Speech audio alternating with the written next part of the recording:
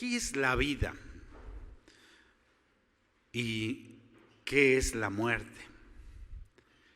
¿Qué es la vida? Y no solo referirnos al bios.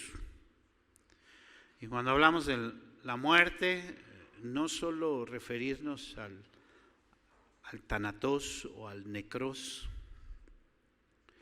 Generalmente cuando hablamos de la belleza de la creación, pensamos inmediatamente en un paisaje lleno de vida.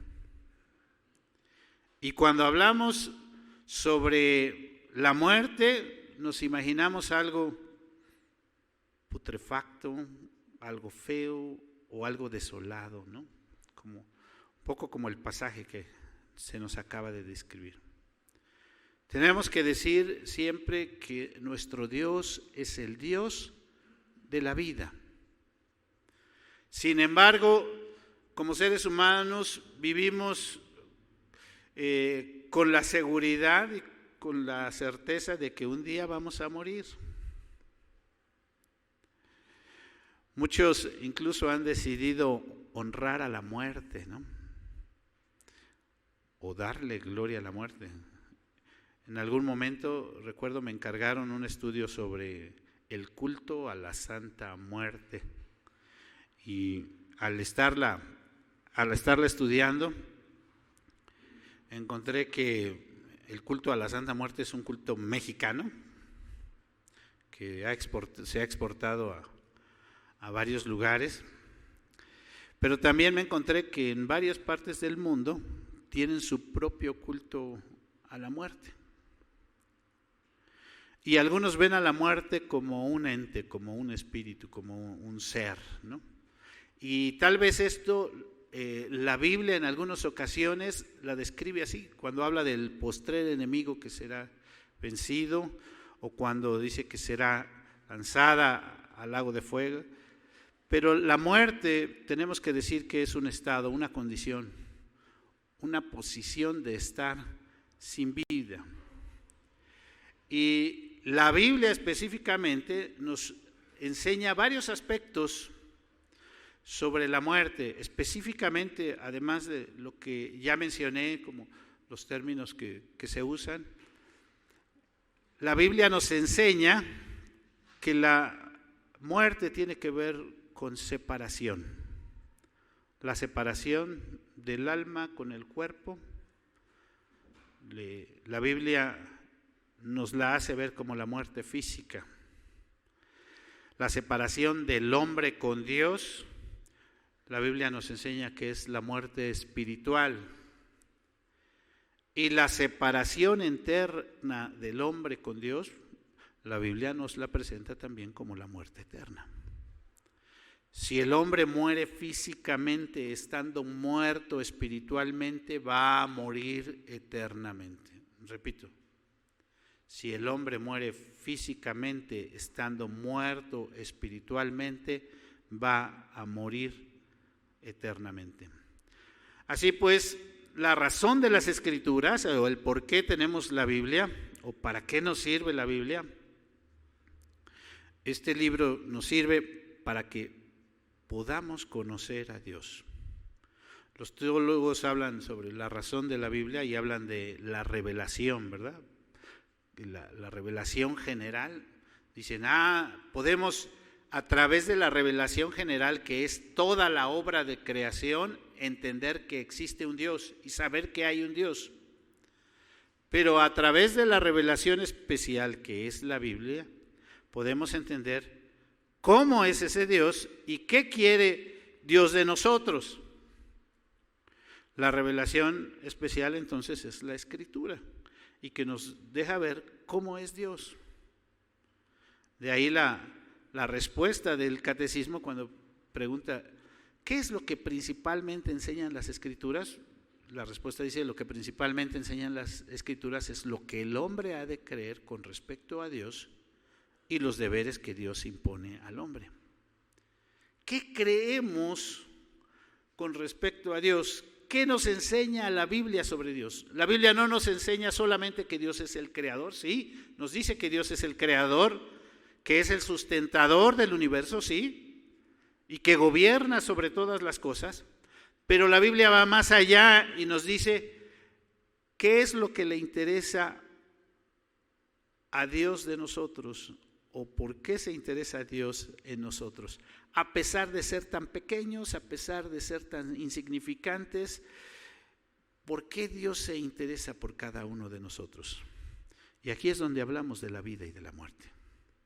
La Biblia tiene como propósito presentar primero nuestra condición de muerte, nuestra enemistad con Dios, pero principalmente el propósito de la Biblia es presentarnos el plan de vida de Dios para el hombre. A eso se le conoce como el Evangelio, las buenas noticias de la salvación, que son, nosotros nos encontramos en una condición de muerte, pero podemos pasar de esa condición de muerte a una condición de vida.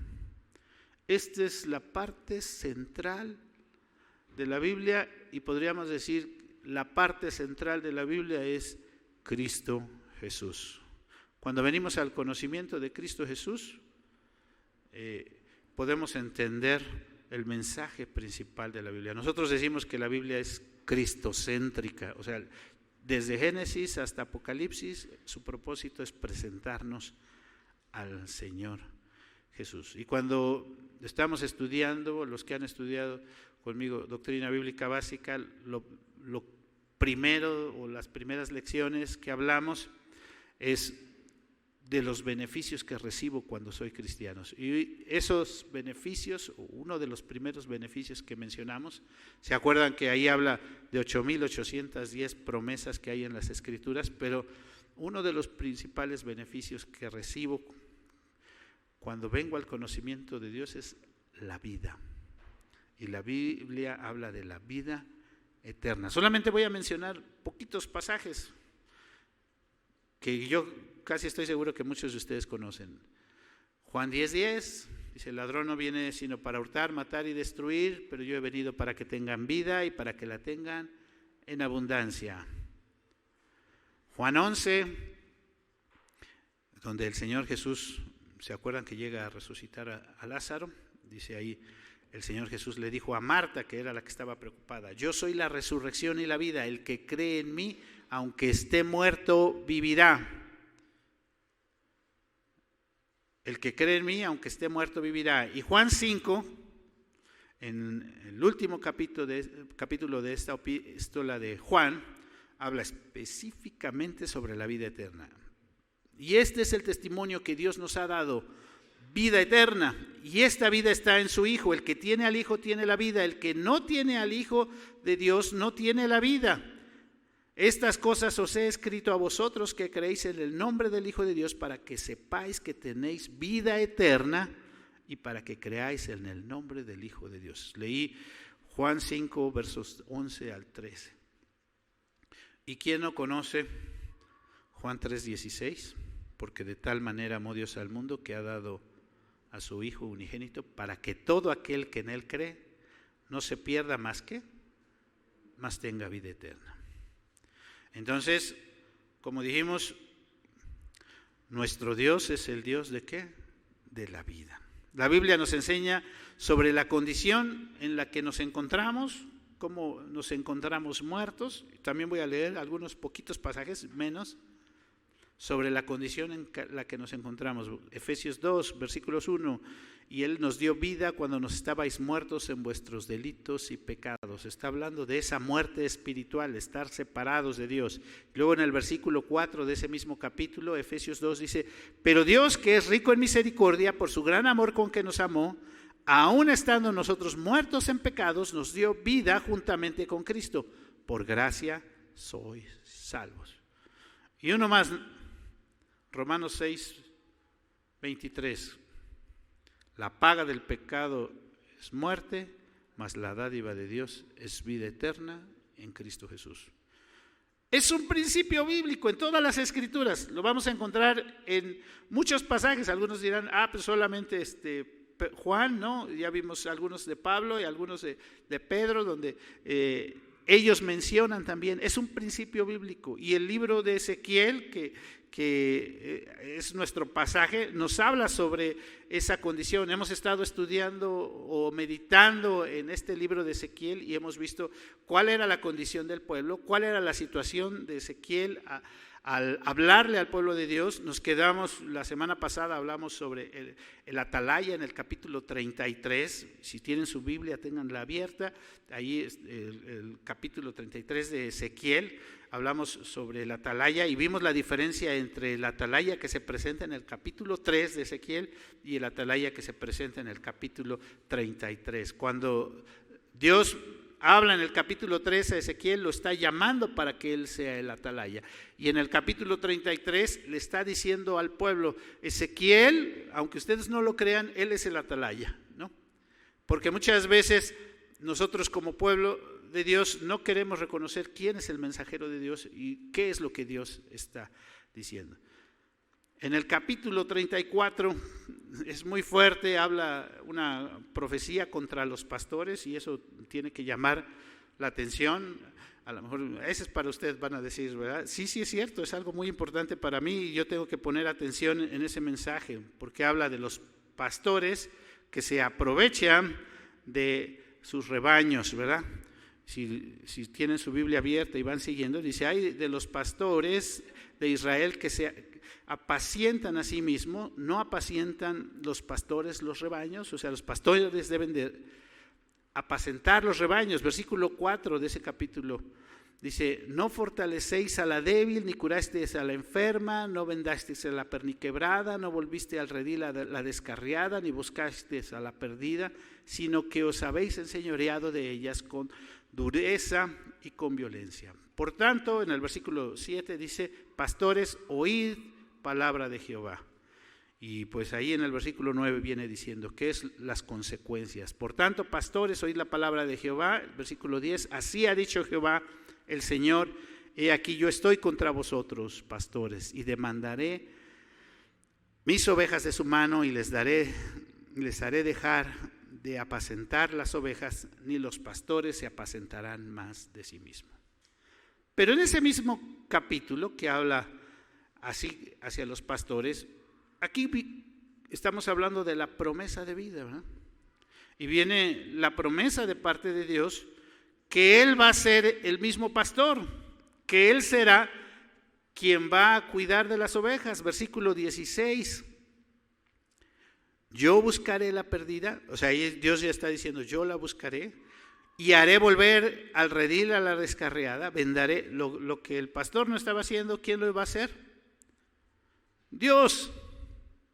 Y aquí podemos pensar cómo se cumple esto cuando el Señor Jesús dice, yo soy el buen pastor su vida da por eso. El Señor Jesús, no Jacinto Vidales, ¿no? Y entonces, una parte que también no podemos dejar de mencionar aquí de este capítulo 34 es lo que Dios le dice a las ovejas. O sea, sí habla al pastor y dice, yo voy a ser el pastor de las ovejas, pero también le dice a las ovejas. Versículo 17, ¿sí están ustedes ahí conmigo?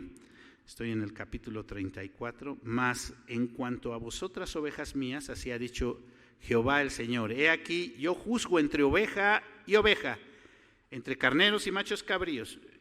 Y comienza a decir que hay ovejas que como que le dan el empujón a la otra oveja, ¿verdad? Versículo 20, por tanto así les dice el Señor, he aquí yo juzgaré entre la oveja engordada y la oveja flaca, por cuanto empujasteis con el costado y con el hombro y acornasteis con vuestros cuernos a todas las débiles hasta que las echasteis y las dispersasteis. Y dice que Él es el que va a salvar. Estamos hablando sobre la promesa de vida, la promesa que Dios hace a los que han creído es que Él es el Señor y Él es el Salvador. Y en los últimos versículos de este capítulo 34, que les pedí que me siguieran también, hace una promesa clara. el mensaje principal, recordemos, de Ezequiel, no solamente es del castigo que el pueblo iba a recibir, sino es el mensaje de la vida, de la promesa de vida. Versículo 25, estableceré con ellos pacto de paz y quitaré de la tierra las fieras y habitarán en el desierto con seguridad y dormirán en los bosques y daré bendición a ellas y a los alrededores de ellas. No serán más por despojo. Y dice, bueno, quiero nada más llamar el versículo 29, levantaré para ellos una planta de renombre y no serán ya más consumidos de hambre en la tierra. Estamos hablando acerca de promesa de vida. El capítulo 35 es muy pequeño, que habla sobre una profecía contra Seir. Podríamos decir como que cambia un poco de tema, pero en realidad no está cambiando tanto de tema, porque está hablando de cómo Dios va a cuidar a su pueblo, apartando a este pueblo, Seir, que era algunos de los enemigos del pueblo de Dios. Así que dice que Dios va a destruir a este pueblo. Pero el capítulo 36, que es el preámbulo o la parte que tenemos que considerar como muy importante, porque es el capítulo antes del capítulo que leímos, el 37. En este capítulo nos describe al pueblo de Israel, el pueblo de Dios, que fue arrasado, destruido por su pecado, por su forma de actuar y por su forma de ser, a pesar de conocer a Dios. El pueblo se apartó de Dios, pero Dios ha hecho una promesa, la promesa de la vida. Una vida que también tenemos que entender, es más, decía al principio, es más que el BIOS, está hablando de una vida plena, una vida llena en todos los sentidos. Yo he escuchado a personas decir, ay, eso de la vida eterna, no lo concibo, porque si voy a vivir con achaques o si voy a vivir con alguna situación de lo que estoy pasando aquí, no quiero la vida eterna.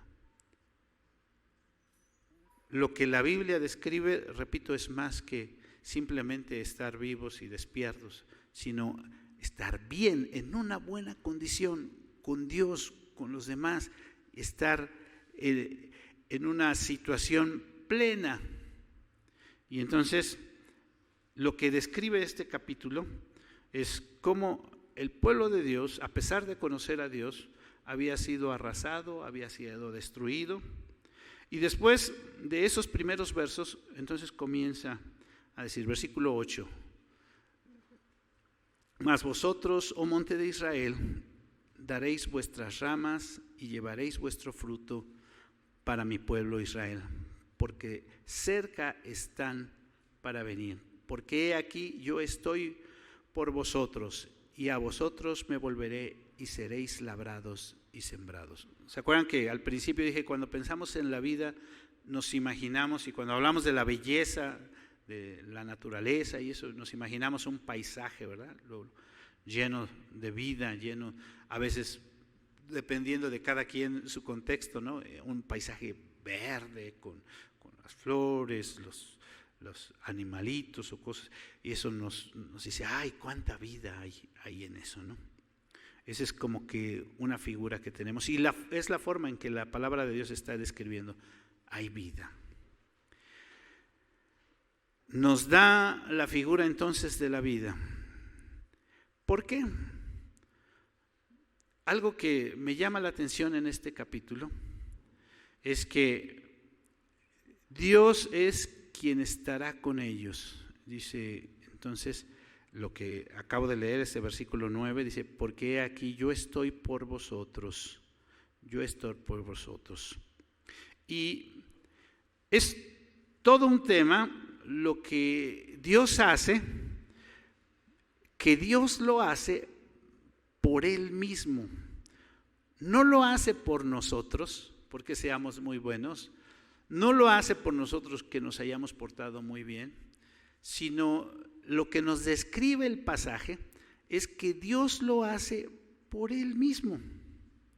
Nosotros hemos fallado y lo que dice el texto es que lo voy a hacer por mi nombre. Versículo 22, estoy en el capítulo 33. Por tanto, di a la casa de Israel, así ha dicho Jehová el Señor. Pongamos atención, dice, no lo hago por vosotros, oh casa de Israel, sino por causa de mi santo nombre, el cual profanasteis vosotros entre las naciones a donde habéis llegado. Y santificaré mi grande nombre, profanado entre las naciones, el cual profanasteis vosotros en medio de ellas, y sabrán las naciones que yo soy Jehová, dice Jehová el Señor, cuando sea santificado en vosotros delante de sus ojos. Y recalca, si ustedes ponen atención, el versículo 32 dice, no lo hago por vosotros, dice Jehová el Señor. Sabedlo bien, avergonzaos y cubríos de confusión por vuestras iniquidades, casa de Israel. Y entonces en este capítulo viene la promesa de vida. En este capítulo 36, todavía no llegó al 37, versículo 26. ¿Tienen su Biblia ahí abierta? Os daré, ¿qué? Corazón nuevo, y pondré espíritu nuevo dentro de vosotros, y quitaré de vuestra carne el corazón de piedra, y os daré un corazón de carne, y pondré dentro de vosotros mi espíritu, y haré que andéis en mis estatutos, y guardaréis mis preceptos, y los pongáis por obra. Habitarás en tierra que di a vuestros padres, y vosotros me seréis por pueblo, y yo seré a vosotros por Dios. Aquí hay muchas cosas interesantes para analizar, solamente quiero mencionar 3 cosas. Repito, nos podríamos detener bastante en este pasaje. Alguien vivo, porque Dios está hablando de la promesa de vida, alguien vivo es alguien que tiene el Espíritu de Dios. Alguien vivo es el que tiene el Espíritu de Dios. Si analizamos detenidamente estar vivo, hay mucha gente que podríamos decir está viva biológicamente, pero está muerta, como dice allá Efesios 2, en sus delitos y pecados. Hay gente que está muerta en vida. ¿Sí? Alguien realmente vivo es alguien que tiene el Espíritu de Dios. Alguien vivo, y no solo hablo del bios, repito, alguien que está vivo o de estar abusado, dicen los muchachos, es alguien que anda en los estatutos de Dios. Otra vez, si revisamos, pondré en vosotros mi espíritu, dice, y haré que andéis en mis estatutos. Alguien vivo es alguien que anda en los estatutos de Dios. Que dice, eso es lo que Dios pide de mí, así es como debo de andar. Quiero agradar a Dios y quiero andar y hacer lo que Dios me pide. Alguien vivo es alguien que se comporta, piensa, su corazón está en ese sentido, querer hacer lo que Dios pide. Alguien vivo es alguien que reconoce a Dios como Dios, con todo lo que eso implica. Repito, alguien vivo es alguien que reconoce a Dios como lo que Él es, como Dios. ¿Por qué digo que el texto dice eso? Versículo 28 al final, y vosotros me seréis por pueblo, y yo seré a vosotros, ¿por qué? Por Dios. Alguien vivo es alguien que realmente reconoce a Dios. Y repito, podríamos analizar varias cosas y detenernos en varias cosas. Entonces, hay toda una descripción de la vida. La describe si ustedes se fijaron ahí en el texto, dice como volver al Edén. ¿Se acuerdan que la muerte entra por los primeros padres en el Edén? Y lo que dice este pasaje, tener vida es como estar en el versículo 35. Y dirán, esta tierra era asolada y ha venido a ser como el huerto del Edén. Y estas ciudades que eran desiertas y asoladas y arruinadas, están fortificadas y habitadas. Es como volver a la vida, es realmente volver a esa comunión que tenía nuestros primeros padres, Adán y Eva, y estar en esa plena comunicación con Dios. En ese contexto, si se dan cuenta al leer este capítulo 36, entra al capítulo 37 que se llama el Valle de los Huesos Secos, que es lo que dimos lectura. Y donde Dios le pregunta a Ezequiel, ¿vivirán esos huesos? ¿Qué contesta Ezequiel? Señor Jehová, tú lo sabes. Entonces Dios le dice a Ezequiel, profetiza. ¿Qué es lo que tenía que decirles a los huesos Ezequiel? ¿Qué es lo que Ezequiel tenía que decirles a los huesos? Oíd palabra de Dios. O sea, lo que Ezequiel tenía que decirle a los huesos secos, y uno va a decir, ay, los huesos secos van a oír.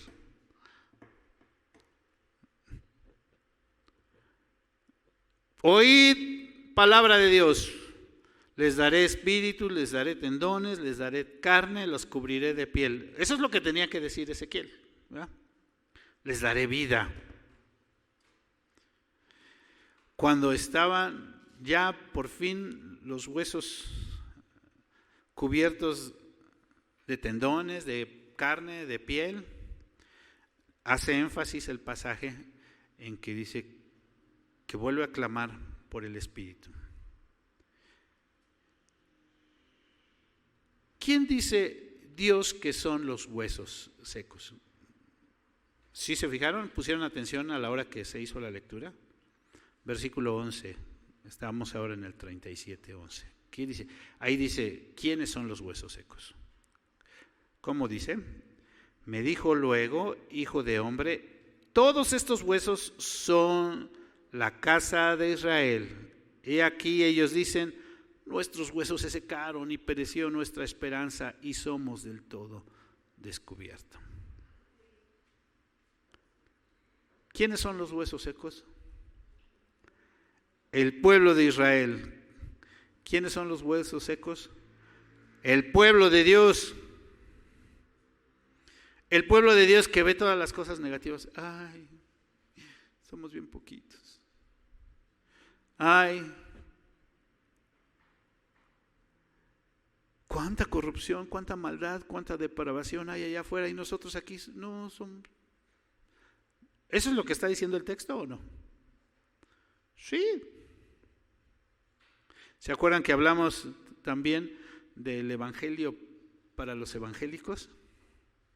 Y dijimos que hay tal vez muchos evangélicos, pero pocos cristianos. Hoy, al ver la condición en que se encuentra nuestra sociedad, repito, el grado de maldad, de inmoralidad, de corrupción, todo lo que se está viviendo, muchos cristianos aún siguen sintiéndose sin esperanza.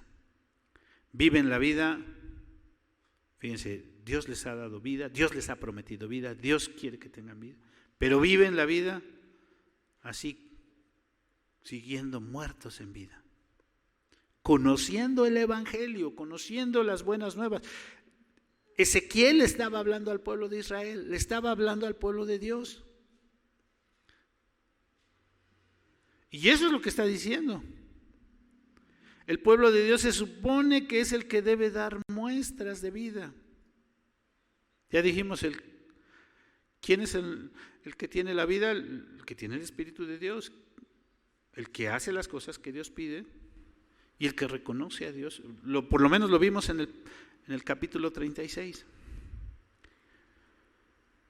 En todo esto tenemos que entender que es Dios mismo quien levanta su iglesia, su palabra, su espíritu morando en nosotros. Dios compró a su iglesia, Él sostiene a su iglesia, Dios cuida a su iglesia, Dios guarda a su iglesia en medio de esta sociedad tan putrefacta.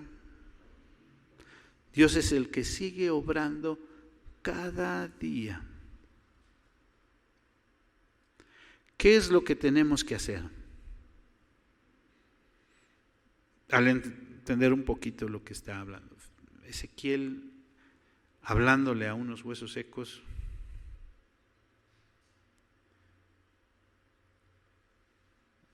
¿qué es lo que tenemos que hacer? Postrarnos ante sus pies. Hay que reconocer que Él, por su puro amor, por su pura misericordia, Él es el que nos sostiene. Si hoy estamos aquí, si hoy podemos seguir adelante y si hoy podemos tener vida, es solamente por su bondad. Es solamente porque Él así lo quiere. Y si se fijaron cómo lo recalcó, por mi nombre. No lo hago por ustedes. Así lo está diciendo, nos está diciendo Dios a nosotros. Ustedes son como esos huesos secos. No lo hago por ustedes, por mí mismo. Versículo 14, que es como terminaba. Me gustaría que lo leyéramos todos. Y pondré mi espíritu en vosotros y viviréis, y os haré reposar sobre vuestra tierra, y sabréis que yo soy Jehová. Hablé y lo hice, dice Jehová, y pondré mi espíritu. La invitación en esta hora. Repito, ¿qué podemos hacer? Postrarnos a los pies, a reconocer y decirle: Señor, yo no puedo por mí mismo. Soy como un hueso seco que no. ¿Qué puede hacer un hueso seco? No. Esperar que un perrito se lo acabe. ¿No? Soy como, no puedo hacer nada. Yo por mí mismo.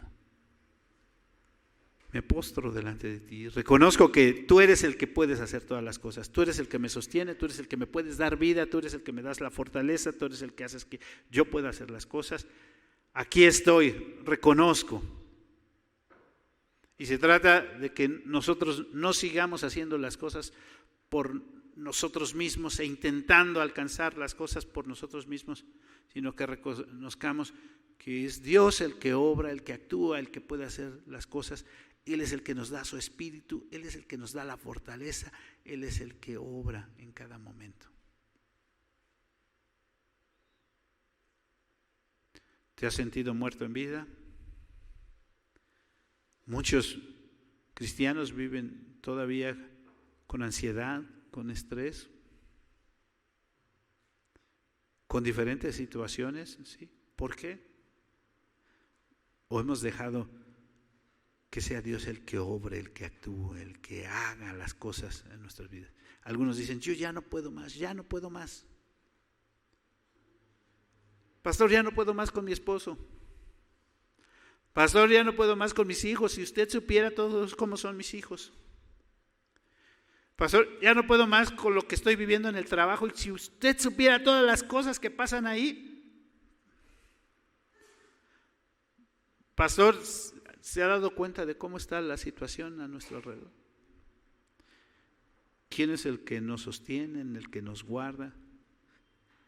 Tengo temor, y he escuchado a más de unas personas que tengo temor por las cosas que me puedan pasar a mí o que pueda pasar a un ser querido o que nos pueda pasar.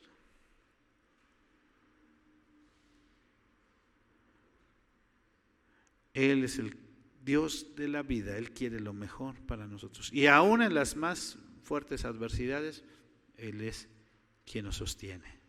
Él es quien obra lo mejor para nosotros. ¿Qué podemos hacer? Postrarnos a sus pies. Decirle, Señor, aquí estamos, reconozco. Cantamos, tu nombre levantaré. ¿Cómo levanto el nombre de Dios? Me postro a sus pies y reconozco su grandeza. Cantamos que Él es el Señor.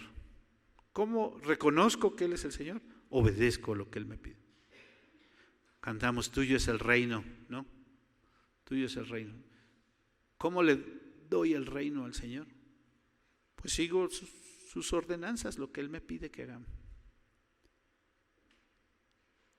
Se lo damos al Señor. La invitación nuevamente es postrarnos a sus pies y reconocer y dejar que sea Él que actúe. Él lo va a hacer bien. Él lo va a hacer bien con tus hijos, Él lo va a hacer bien con tu matrimonio, Él lo va a hacer bien con todas las cosas. Postrémonos delante de Él. Y digámosle, Señor, aquí estamos. Vamos a orar.